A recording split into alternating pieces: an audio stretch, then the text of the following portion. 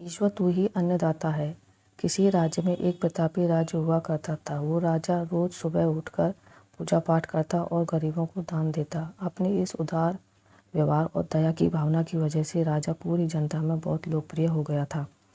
रोज सुबह दरबार खुलते ही राजा के यहाँ गरीब और भिखारियों की लंबी लाइन लग जाती थी। राजा हर इंसान को संतुष्ट करके भेजते थे।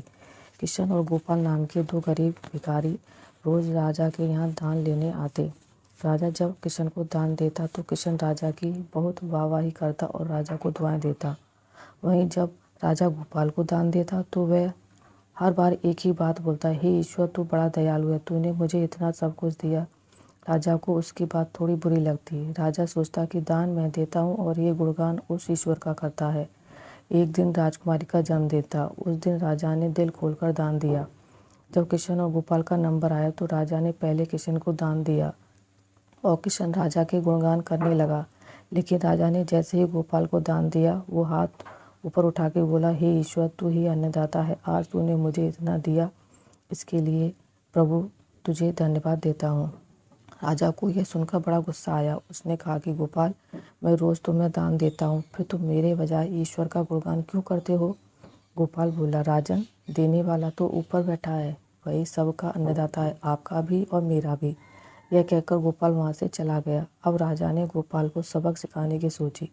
अगले दिन जब किशन और गोपाल का नंबर आया तो राजा ने किशन को दान दिया और कहा, किशन, मुझे गोपाल से कुछ बात करनी है, इसलिए तुम जाओ और गोपाल को यहीं छोड़ जाओ।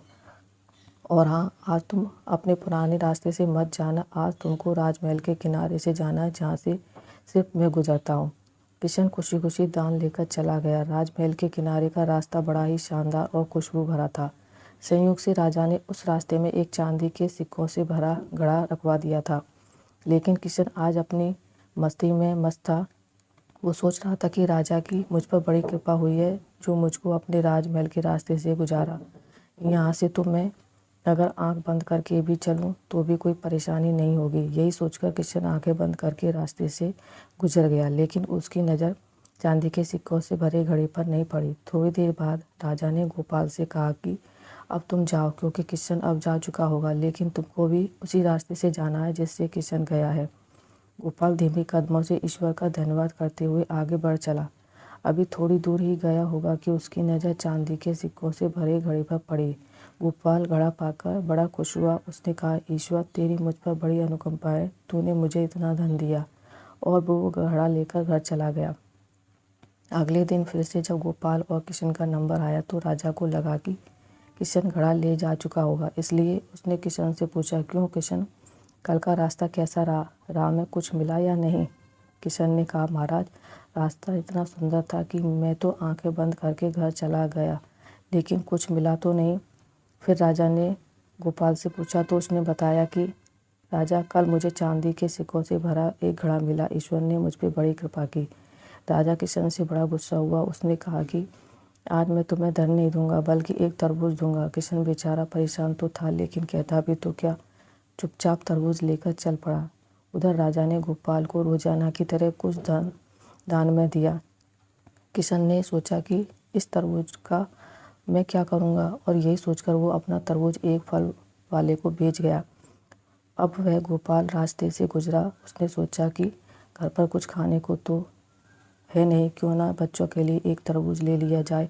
तो गोपाल फल बेचने वाले से वही तरबूज खरीद लाया जिसे किशन बेच गया था। अब जैसे ही घर जाकर गोपाल ने उस तरबूज को काटा तो देखा उसके अंदर सोने के सिक्के भरे हुए थे। गोपाल ये देखकर बड़ा प्रसन्न हुआ और ईश्वर का धन्यवाद देते हुए बोला, हे ईश्वर, आज तूने मेरी गरीबी दूर कर दी, तू बड़ा दयालु है, सबका अन्नदाता है। अगले दिन जब राजा दान दे रहा था तो उसने देखा कि केवल अकेला किशन ही आया है, गोपाल नहीं आया। उसने किशन से पूछा तो किशन ने बताया कि कल भगवान की कृपा से गोपाल को एक तरबूज मिला जिसके अंदर सोने के सिक्के भरे हुए थे। वह गोपाल तो अब संपन्न इंसान हो चुका है। किशन की बात सुनकर राजा ने भी अपने हाथ आसमान की ओर उठाए और बोला, हे ईश्वर, वाकई तू ही अन्नदाता है, मैं तो मात्र एक जरिया हूँ, तू ही सबका पालनहार है। राजा को अब सारी बात समझ आ चुकी थी। तो दोस्तों, आज की कहानी कैसी लगी मुझे कमेंट करके ज़रूर बताइएगा। प्लीज़ इसे लाइक करें, शेयर करें, चैनल पर नए हैं तो सब्सक्राइब करें। मिलते हैं एक नई कहानी के साथ, तब तक के लिए नमस्कार।